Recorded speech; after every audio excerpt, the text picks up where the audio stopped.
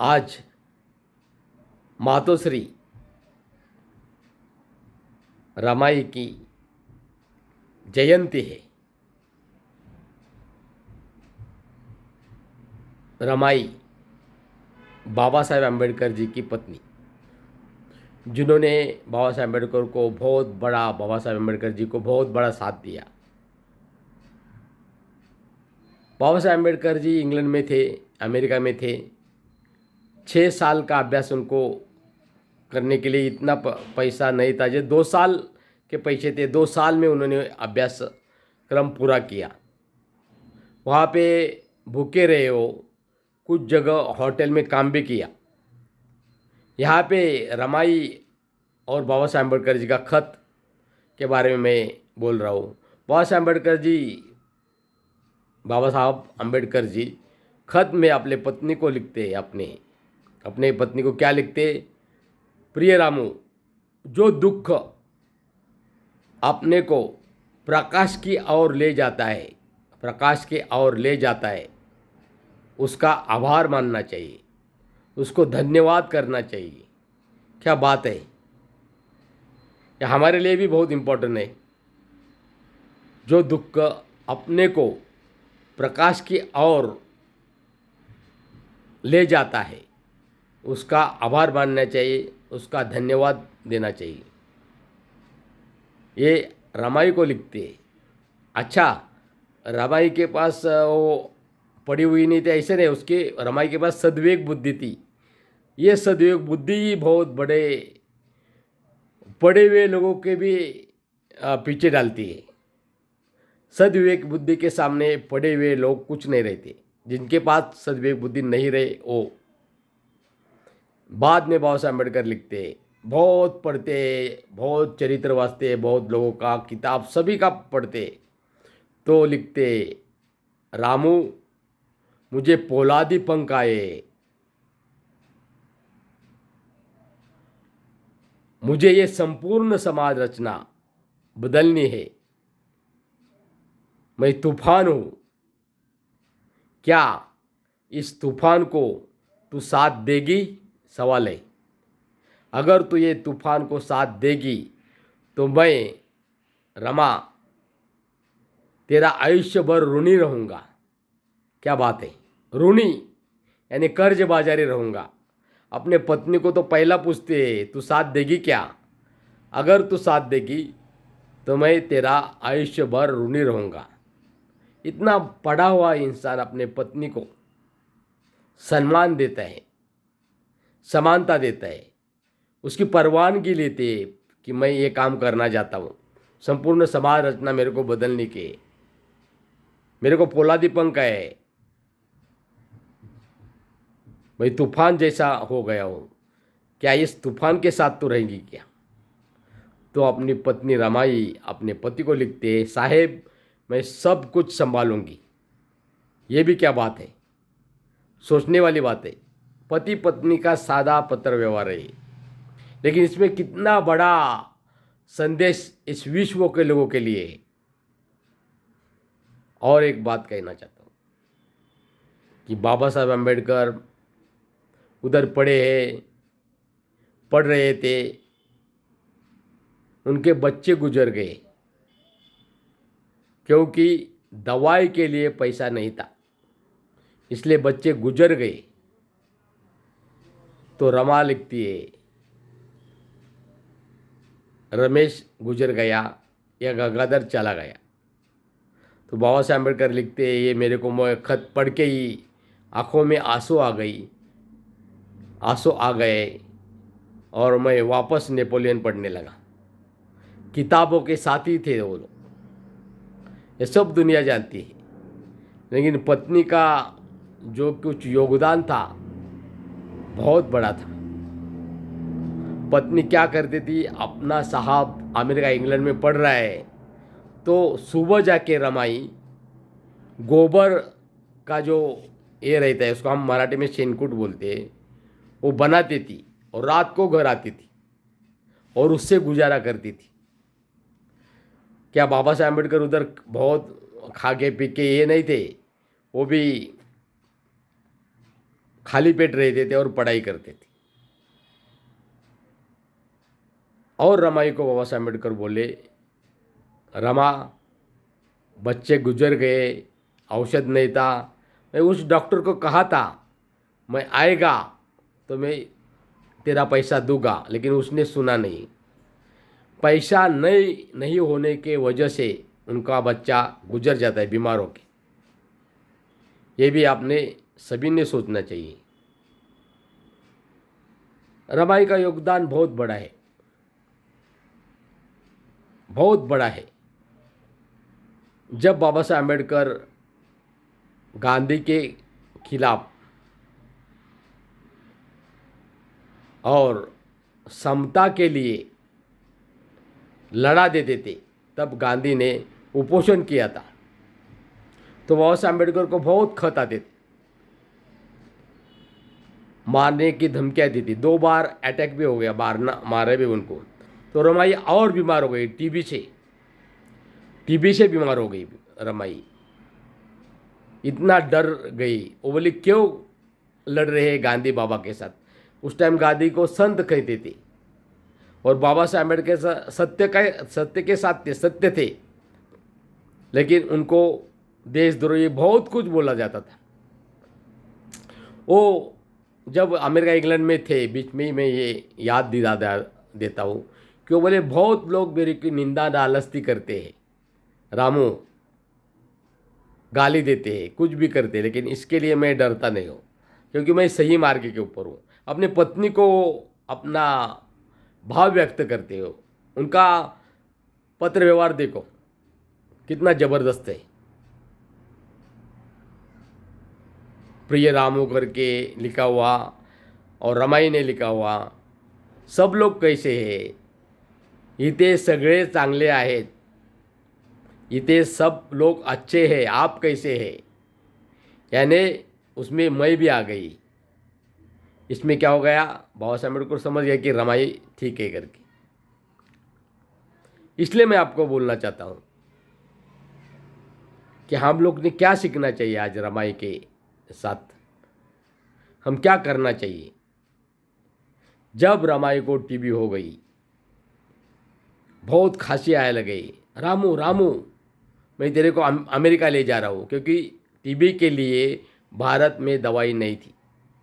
तो बोली नहीं, अमेरिका नहीं, पंढरपुर पंढरपुर पंढरपुर। रामू, जो भगवान अपने मंदिर में अपने को लेने या दर्शन लेने के लिए नहीं करता है, उसका क्या काम है। तो फिर बाबा साहब अम्बेडकर जी ने जो संविधान लिखा है, और वो संविधान किधर है, लोकसभा में है, राज्यसभा यूज करते, वही पंढरपुर है अपना। ये याद रखो, ये भारत देश ही संविधान से पंढरपुर यानी संविधान करके मैं आपको बोल रहा हूँ। और पंढरपुर तो हो गया, चैत भूमि में पंढरपुर हो गया, दीक्षा भूमि में पंढरपुर हो गया। मेरे को ये जो धक्का लगाया, मैं 7वीं 8वीं से बाबा साहब अम्बेडकर जी को पढ़ता हूँ, जब बोले रामू जो दुख दोबारा बोलता हूँ, जो दुख आपने को प्रकाश की ओर ले जाते हैं, उसका आभार मानना चाहिए, दुख का आभार मानना चाहिए।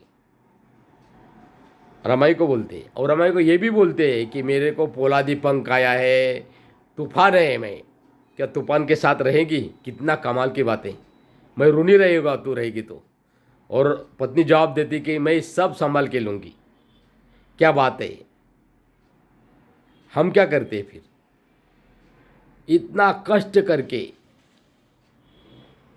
बहुत कष्ट करके रमाई बाबा साहब अम्बेडकर से जीवन से चली गई, कितना दुख हुआ। वो बोले मेरे औरत के लिए मैंने कुछ नहीं किया, ऐसा वो रोए बहुत। ये भी आप याद में रखो, ये भी आप सोचो। और बातें कहना चाहता हूँ, ये संविधान लेने और उनका तबीयत की ख्याल लेने में रमाई का बहुत बड़ा काम है। ये संविधान जो बाबा साहब अम्बेडकर ने लिखा है उसमें निश्चित रूप से रमाई का स्मरण हम लोग ने करना चाहिए। तो बाबा साहब अम्बेडकर जी बोले कि बड़ी मेहनत से मैंने संविधान लिखा है। ये संविधान लवचिक है, यानी फ्लेक्सिबल है। युद्धजन्य परिस्थिति में भी इस देश को शांत रखने के लिए समर्थ है। अगर संविधान में कुछ हुआ तो उसे संविधान जिम्मेदार नहीं, तो इंसान दुष्टता, ये संविधान में सादर करता हूँ। रमाई के जन्मदिन के अवसर के ऊपर संविधान की भी बातें मैं करना किया है, जो कि उनका पत्र व्यवहार जो आप पढ़ेंगे तो तूफान आ गया था, तूफान को रमाई ने साथ दी और यही तूफान लेके उन्होंने संविधान लिखा है। बहुत बीमारियां थी उनको, इसलिए मैं हमेशा बोल रहा हूँ। इजेड खोबरागढ़ी साहब को भी बोला मैं, खोबरागढ़ी साहब जी का बहुत अच्छा काम अच्छा है। भवन जोगदंडी सर है डॉक्टर, उनको भी बोला मैं कि बाबा साहब अम्बेडकर बोले संविधान में आने के मार्ग में आने वाले, लोकतंत्र के मार्ग में आने वाले शिला, यानी जो पत्थर गाड़ा हुआ रहता है वो बहुत बड़ा पत्थर है। छोटे मोटे दगड़ यानी दगड़ धोंडे यानी पत्थर और कुछ कचरा हम मार्ग में आने वाले वो निकालना चाहिए। ये निकालने का ठाम कार्यक्रम लेना चाहिए। ये काम तो हमारे सभी महाराष्ट्रीयन और भारत लोगों का है, लेकिन मेरा पार्टी डॉक्टर बाबा साहेब अम्बेडकर संशोधन आणि प्रशिक्षण संस्था का भी विनंती है कि ये पार्टी का भी काम है। संविधान कल्याणकारी कैसा है, भारत के नागरिक का कर्तव्य क्या है, ये बताने की जिम्मेदारी पार्टी की भी है। वो अच्छी काम कर रही है, लेकिन मैं एक आपको चैलेंज देना चाहता हूँ कि सद्विवेक बुद्धि के बारे में बाबा साहब अम्बेडकर बोलते कि मैं इस देश का विनाश कर सकता था, लेकिन मेरे पास सद्विवेक बुद्धि है, इसलिए मैं ये देश का कल्याण किया है। संविधान लिखा उन्होंने। रमाई के पास सद्विवेक बुद्धि थी। उनके किताबों में उनके जो अगर जवाब है बाबा साहब अम्बेडकर जी को खत लिखा है, उसमें आप समझ में आएगी। आप भले कितने भी पढ़े हुए हो, लेकिन आपके पास सद्विवेक बुद्धि, न्याय, नीति, मानवता नहीं रहेगी, कुछ काम के नहीं। मेरे को अगर मैं प्रामाणिक तरफ से बोल रहा हूँ तो जो बहुत पढ़े हुए लोग हैं, कुछ लोग, सब ने, उनकी मैं घृणा करता हूँ, निषेध करता हूँ, इसलिए कि बाबा साहब अम्बेडकर जी ने बोला है पढ़े हुए लोग हिंस्र स्वापद जैसे भयावह और भयंकर होते हैं। उन्होंने गरीब जनता को नाड़ना नहीं चाहिए, फेरा मारते वो लोग, उनका चेहरा देखकर उनका काम करना चाहिए। ये बाबा साहब अम्बेडकर बोले। अगर वो उनका चेहरा देखकर काम करेंगे तो जनहित का कार्य होगा, और संविधान का काम ही है जनहित करने का। और जो कुछ लोग बहुत बड़े हुए रहते हैं, उनके ऑफिस में सिक्योरिटी गार्ड बहुत जगह मैं देखता हूँ, गाड़ी रहती है, बहुत सुविधा रहती है। ये इसलिए कि जनहित का कार्य करने के लिए, संविधान के जनहित का कार्य करने के लिए संविधान ने उनको ये दिया है, सब सुविधा दी है। उसका उपयोग आप जनहित के लिए ही करना चाहिए। यही मैं बोलना चाहता हूँ। आप मसूरी में जाके क्या करते, मसूरी में जाके क्या करते, क्या सीखते? अभी किधर ट्रेनिंग को जाते क्या मालूम नहीं। क्या सद्विवेक बुद्धि आपको सिखाया है, न्याय आपको सिखाया है, नीति आपको सिखाया है, और मानवता आपको सिखाया है? अगर आपके पास आपकी जो बुद्धि है, सद्विवेक बुद्धि आपके पास है, उसको गंज हो गया है, आप उसको यूज नहीं कर रहे, आप न्याय को यूज नहीं कर रहे, आप मानवता का यूज नहीं कर रहे, आप नीति को यूज नहीं करें। नीति है क्या? तो उसका क्या है? बाबा साहब अम्बेडकर क्या बोले? रमाई रामू अगर तू, रमाई को बोले, रामू अगर तू मेरे को मदद करेगी तो मैं आयुष्यभर ऋणी रहूँगा। अगर आप ऐसा नहीं करेंगे, आपके पास पैसा है, धन है, सत्ता है, संपत्ति है, आप मदद नहीं करेंगे तो आपके सर के ऊपर बहुत बड़ा कर्जा रहेगा, ऋण रहेगा। ये याद रखो, ये मेरी चैलेंज है आपको मैं, ये करो मदद। रमाई की आज जयंती है, इसलिए मैं आह्वान करता हूँ। भी दूसरी बात है, मैं कुछ ऑफिस में आता हूँ भीख मांगने के लिए नहीं, मेरा अहवाल देखो, हमारा कार्य देखो। और रत्नाकर गायकवाड़ साहब जी है, जब मुख्य सचिव थे, उन्होंने मेरे को भेजा है।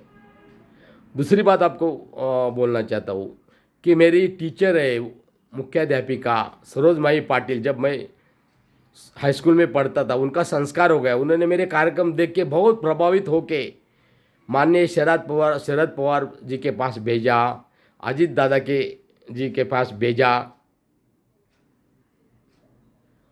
इसलिए मैं आपके पास और मंत्रालय और कुछ जगह आ रहा हूँ काम देने के लिए। और जब मेरे को कुछ मिलता है ना, तो मैं इतर लोगों को भी पैसा मदद करता हूँ।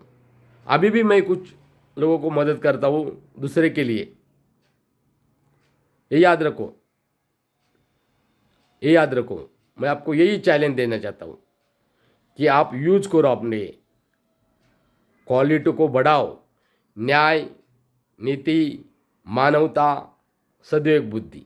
चेहरा देखो, अरे इसके चेहरे के क्या है, दुख है, ये आ गया है, इसको कुछ चाहिए। आप अगर आप समर्थ है और समर्थ हो सकते हैं आप,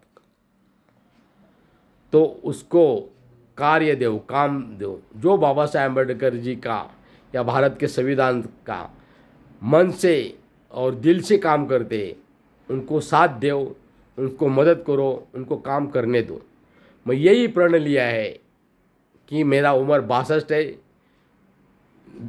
संविधान, संत गाडगे बाबा, संत महापुरुष करके ही मैं मरने वाला हूँ। मैं आपके पास जब आता हूँ तो पैसे की भीख नहीं मांगता हूँ।